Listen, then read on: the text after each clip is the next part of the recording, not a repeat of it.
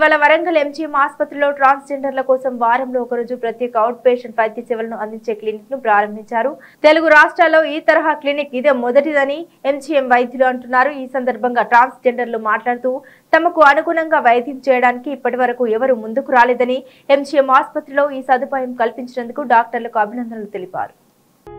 ఏంటంటే ట్రాన్స్జెండర్స్ ఇలా ఉంటుంది, వాళ్ళ అవయవాలు ఇలా ఉంటాయి అన్నది వాళ్ళకి అవగాహన లేక మాకు కొంచెం పక్కకు నెట్టడం జరుగుతుంది. లేడీస్ డాక్టర్ దగ్గరికి వెళ్ళి చూపించుకోవాలి అని అంటే, ఏదైనా గైనక్ దగ్గర చూపించుకోవాలంటే వాళ్ళు ఎలా చూస్తారో కూడా వాళ్ళకి అవగాహన లేదు.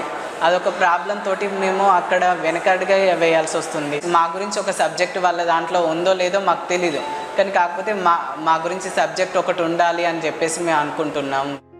ఈ ఆవేదన రిమిషా ఒక్కరిదే కాదు, దేశవ్యాప్తంగా ఉన్న ఎంతో మంది ట్రాన్స్జెండర్ల సమస్యకు అద్దం పట్టే మాటలివి.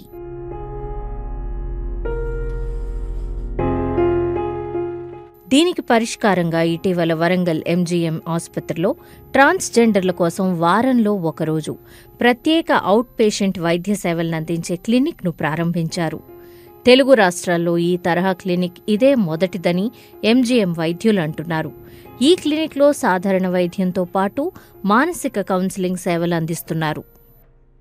World wide there is nothing like a specialist in the transgender health అనేది లేదు. So probably this may be the initiation. 2011 జనాభా లెక్కల ప్రకారం దేశవ్యాప్తంగా ట్రాన్స్జెండర్ల సంఖ్య సుమారు 4,88,000 ఉంది. గతంలో Tata institute of social sciences జరిపిన ఓ సర్వే ప్రకారం తెలంగాణలో ట్రాన్స్జెండర్ల సంఖ్య దాదాపు 90,000. ఇంకా లెక్కలకు అందని వారు చాలామందే ఉన్నారన్నది ట్రాన్స్జెండర్ సంఘాల వాదన. నాల్సా 2014 కేసులో సుప్రీంకోర్టు ఇచ్చిన తీర్పు ప్రకారం రాజ్యాంగం కల్పించిన ప్రాథమిక హక్కులైన జీవించే సమాన అవకాశాలను పొందే హక్కులను సాధారణ పౌరులతో సమానంగా తమకు కల్పించాలని ట్రాన్స్జెండర్లు కోరుతున్నారు. ట్రాన్స్జెండర్స్ అందరూ ఏదో వాళ్ళ యొక్క హావభావాలు ముందుపడి వాళ్ళ యొక్క ప్రాబ్లమ్స్ అన్ని ముందుకొచ్చి ఏ విధంగా మేము బ్రతుకుతున్నాము, ఎలా ఉంటున్నాము మేమందరికీ తెలియాలి. ఎందుకంటే మేము ఏదో ఒక బొమ్మలం కాదండి, మేమందరూ ఇలా కూర్చొని రెడీ కావడానికి మేము ఒక మనుషులము, మమ్మల్ని మనుషుల చూడండి. ఎందుకంటే పుట్టగానే ఏ ఒక అబ్బాయి కానీ చీర కట్టుకోమంటే కట్టుకోడు. అమ్మాయిలకు పీరియడ్ టైంలో వాళ్ళు చాలా కోపంగా ఉంటారు. ఎందుకు కోపంగా ఉంటారంటే వాళ్ళకి అక్కడ హార్మోన్ ఇన్బ్యాలెన్స్ ఉంది కాబట్టి వాళ్ళు ఆ టైంలో వాళ్ళంతా కోపంగా ఉంటారు. వాళ్ళ కొన్ని సందర్భాల్లో రూడ్గా బిహేవ్ చేస్తారు. అదే మాకు ప్రతిరోజు మేము అదే ఉంటుంది. ఒక్కొక్కసారి హెచ్చు అవుతుంది, ఒక్కొక్కసారి తగ్గుతూ ఉంటుంది. హెచ్చు తగ్గులు ఉండడం వల్ల మేము ప్రాబ్లమ్స్ ఫేస్ చేయడం జరుగుతుంది. మెంటల్గా చాలా డిస్టర్బ్ అవుతున్నాం మేము.